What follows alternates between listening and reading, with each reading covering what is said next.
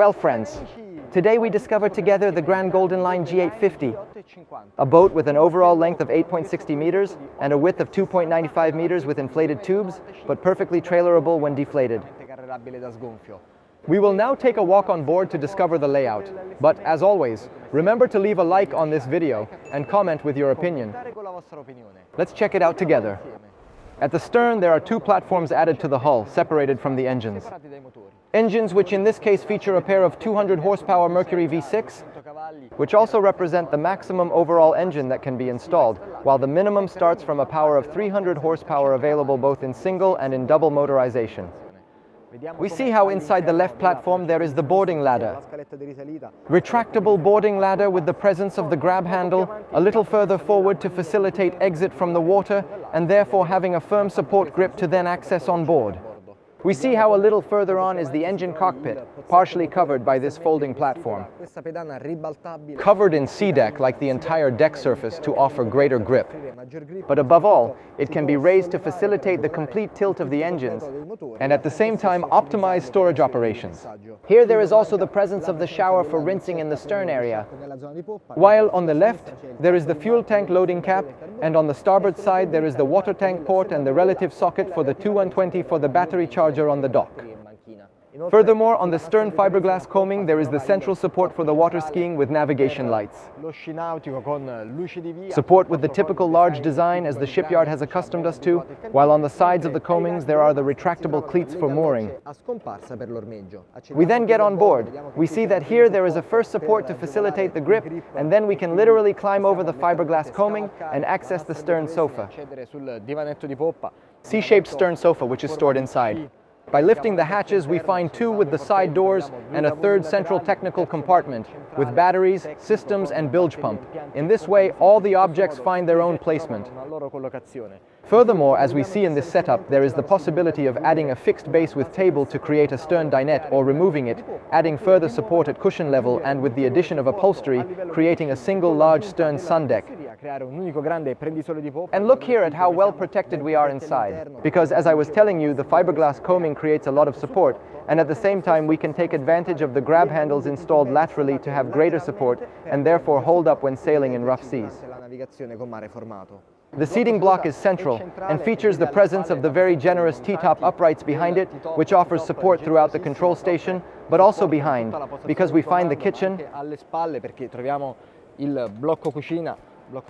block with folding seat lifting. In this case, we find the sink on the starboard side. While on the left side, it is possible to install any type of hob on request or leave it, as in this case, free from obstacles and use it as a storage pocket with a good support surface to use as a chopping board. There are two other grab handles installed here on the sides.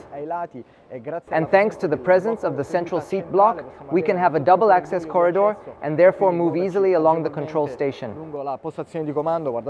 Look at how much space we find here in the central area, between the command seat and the rudder itself, with obviously two seats with independent bolster.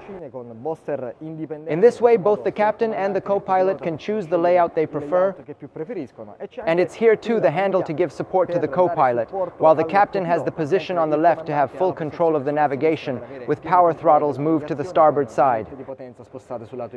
The rest of the dashboard, look here, is very large, very generous, leaves a lot of space for customization with, in this case, double multifunction display provided by Simrad. On the starboard side, the stereo, the active trim controller with the motorization and the throttles, as we have already seen. While the on-off switches are arranged on two levels and separately, however, there is the control of the winch to avoid accidental switching on.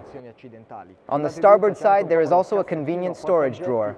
In this way, we can store smartphones, wallets with a USB socket also installed here with the receiver for the stereo. In this way, all electronic objects can remain comfortably dry. At the same time, we can also charge smartphones.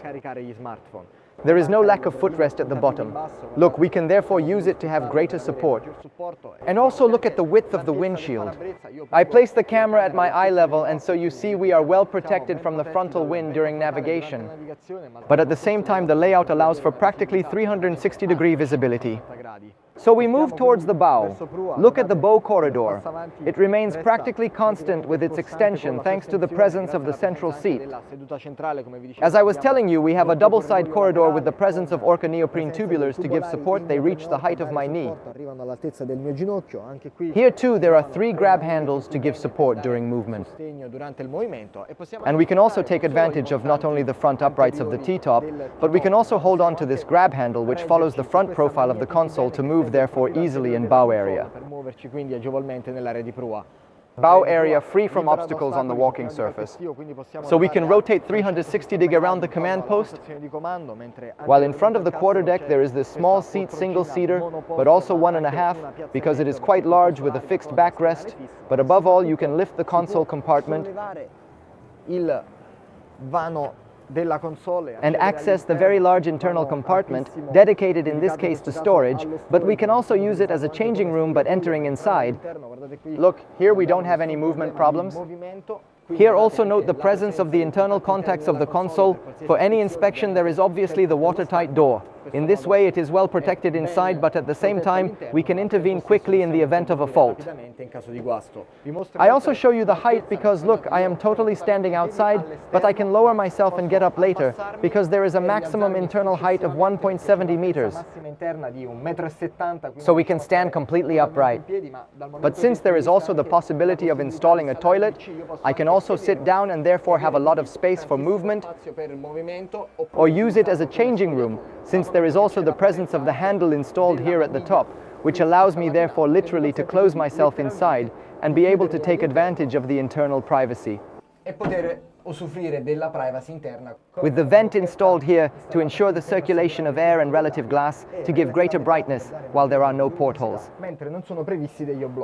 Let's go back to the outside. Look this. The sun deck, it has a traditional triangular shaped layout and is stored inside. There is a larger first locker where you can store all the safety stations, and a second front one where the windlass is installed, therefore windlass not visible from the control station, but upon request we can ask the dealer to install a camera. In this way a single person can carry out all the maneuvering operations simply by staying in the driving position. On the sides there is also the presence of this bow rail installed on the tubes. In this way we are always well protected inside any point of the boat. In this way, even less experienced people can remain comfortably on board, and at the same time, we can have a solid grip while remaining well embedded inside the tubulars because, as you can see, the sun lounger is lower than the tubular itself, so that it can also be used as a headrest. The bow completes the setup. Fiberglass bow with anti-slip coating also supplied in SeaDeck to ensure grip and facilitate ascent and descent in the case of bow mooring. While on the sides there are 2 cleats for mooring to ensure the mooring line in the port. And so, dear friends, this is the Grand Golden Line G850. As always, if you like the video, I invite you to subscribe to the YouTube channel and the Facebook page, leave a like and tag the people you think might be interested. And as always, for all the next videos, see you always here on the Sea Team.